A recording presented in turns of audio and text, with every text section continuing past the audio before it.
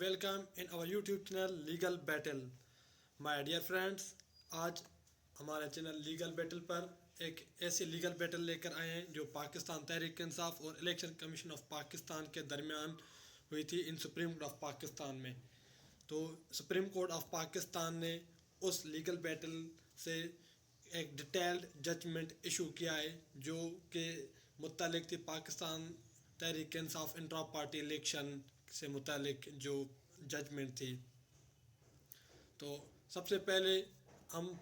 इस केस का हम बैकग्राउंड देखेंगे कि इस केस का बैकग्राउंड क्या है, और उसके बाद हम इलेक्शन कमीशन ऑफ पाकिस्तान का डिसीजन देखेंगे, फिर पेशावर हाई कोर्ट का, फिर सुप्रीम कोर्ट ऑफ पाकिस्तान का, फिर दोनों पार्टीज़ का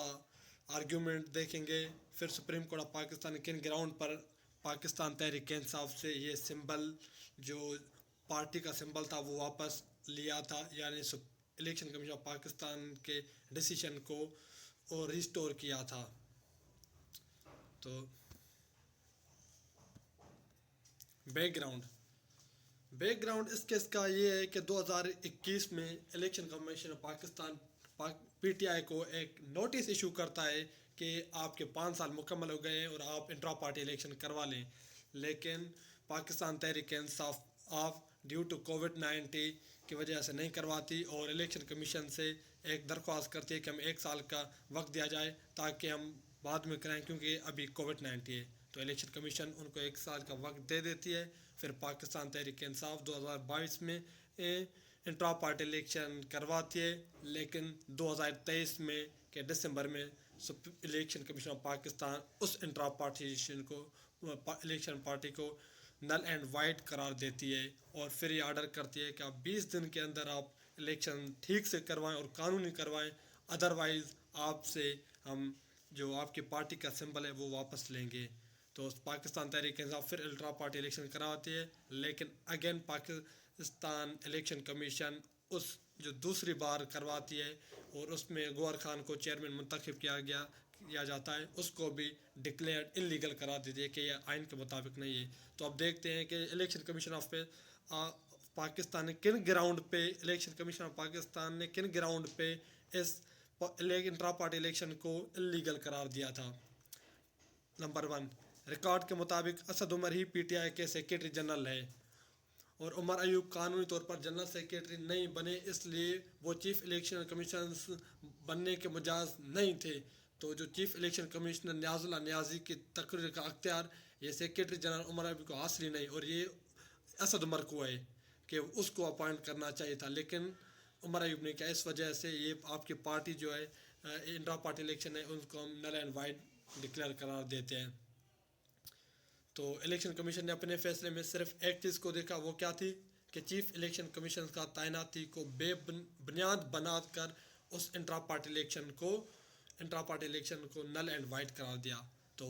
फिर पाकिस्तान तहरीक इंसाफ पेशावर हाई कोर्ट में जाती है और उसके अगेंस्ट इलेक्शन कमीशन के अगेंस्ट जो फैसला है उसके अगेंस्ट में पेशावर हाई कोर्ट में अपील करता है। और ये पाकिस्तान तहरीक इंसाफ का ये मौक़िफ़ होता है कि इलेक्शन कमीशन को ये अख्तियार ही नहीं है, ये उनकी जुरिस्डिक्शन नहीं है कि किसी पार्टी का जो अंदरूनी मामलात है उनमें मुदाखलत करें। तो फिर पेशावर हाई कोर्ट और इलेक्शन कमीशन ऑफ पाकिस्तान के डिसीजन को ओवर रूल करती है। तो फिर उसके बाद सुप्रीम कोर्ट में अब ये केस सुप्रीम कोर्ट में आया, तो सुप्रीम कोर्ट ये कहती है कि हमें कहीं और नहीं जाना है कि क्या पीछे हुआ था क्या पीछे नहीं हुआ था, हमें सिर्फ यही देखना है कि आया पाकिस्तान तहरीक इंसाफ ने इंट्रा पार्टी इलेक्शन हेल्ड की थी या नहीं थी, whether intra party election were held it or not in PTI. Supreme Court of Pakistan ने ये इसका दिया था, ये जो लाइन है ना, ये इसको नोट कर दे, इसको दिया था। तो अब किन ग्राउंड पे सुप्रीम कोर्ट ऑफ पाकिस्तान की जो जजमेंट है वो रिलाई करती है और पीटीआई को क्यों भला नहीं दिया और इलेक्शन कमीशन का फैसला क्यों उसका रिस्टोर किया और उसको बरकरार रखा। तो नंबर पहला ग्राउंड ये था कि सुप्रीम कोर्ट ऑफ पाकिस्तान का कहना था कि जब इलेक्शन कमीशन ने पीटीआई को हुक्म दिया कि इंट्रा पार्टी इंतखाबात कराए जाएँ तो उसकी पैरवी नहीं की गई और दोबारा हाई कोर्ट से रुजू किया। Means regarding the PTI dual litigation on intra-party election, the top court stated that a party cannot be systematically raise the same matter before two courts. So, supreme court ने कहा कि party ने ना तो election करवाई और उन्होंने दो कोर्ट में एक ही मुकदमा कर दिया। उन्होंने कहा कि ये जो दो मुकदमा आए एक मुकदमा जो दो कोर्ट में जो फाइल हुआ है उसमें रूल ऑफ लॉ को अनडिटरमाइंड किया गया है और ये सीरियस इशू है और डिफरेंट कोर्ट्स में अगर आप जाएंगे तो ये कन्फ्लिक्ट ऑफ डिसीजन होगा और इसलिए ये उनको नहीं करना चाहिए था। सेकंड इशू मतलब सेकंड ग्राउंड क्या था जिस पे रिलाई करती और का जो पीटीआई के 14 मेंबर थे उनको भी ये कंटेस्ट नहीं करने दिया क्योंकि वो पीटीआई ये कह रहा था कि क्योंकि वो हमारी पार्टी के मेंबर नहीं है तो वो इलेक्शन नहीं कंटेस्ट कर सकते, लेकिन उन्होंने अपने मेंबरशिप साबित की और वो पीटीआई के ही मेंबर है तो उनको ये हक नहीं दिया गया। और नंबर 3 ये था कि section 208 of election commission act 2017 का जो है वो मैंडेट देता है पॉलिटिकल पार्टीज़ को कि वो इंट्रा पार्टी कराएं टाइम पीरियड पर और हर मेंबर को जो उसका मेंबर है उस पार्टी का उसको इक्वल अपॉर्चुनिटी दी जाए कि वो उसमें हिस्सा ले ले। और इसी में फर्दर ये कहता है कि जब भी इलेक्शन इंट्रा पार्टी इलेक्शन होते हैं तो उसको नॉमिनेशन जो पेपर है वो भी उनको दिया जाए, उनको एड्रेस भी बताई जाए और ये किस जगह पर ये हो रहे हैं उनका और शेड्यूल है वो भी इनको दिया जाए। लेकिन पाकिस्तान तहरीक इंसाफ ने वो ना तो उनको नॉमिनेशन पेपर दिए, ना तो उनको एड्रेस बताई आई और ना ही उनको कोई शेड्यूल दिया।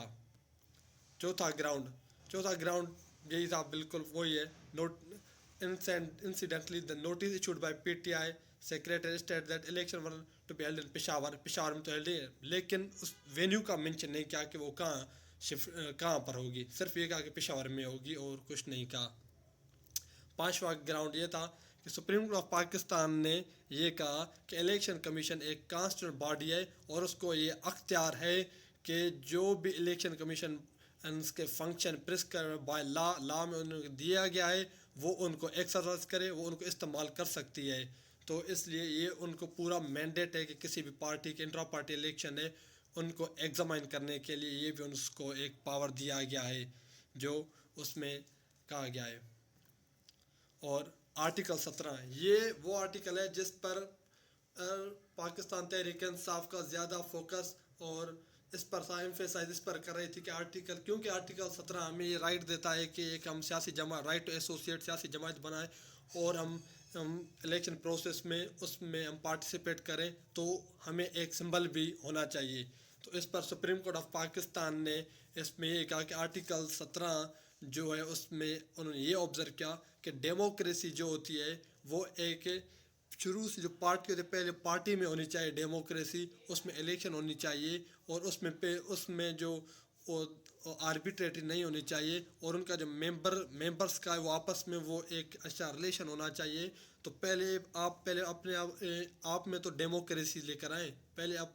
अपनी पार्टी को ये तो साबित करें कि वो एक डेमोक्रेटिक पार्टी है। तो अगर आप यही साबित नहीं करेंगे तो आप ये आर्टिकल 17 को आप कैसे एक्सरसाइज कर सकते हैं। तो ये आर्टिकल 17 राइट हर एक को है, लेकिन पहले शर्त है कि वो अपने आप को एक पार्टी जो है जमात है वो आपको ये साबित करे कि मैं एक डेमोक्रेटिक पार्टी हूँ।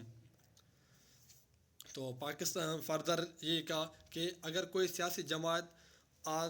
इंट्रा पार्टी इंतखाबात नहीं इनकाद करती तो कानून में उसके भी नताइज है। अगर आपने नहीं कराए तो आपको कानून के सामने भी आपको उसके नताइज भुगतने पड़ेंगे।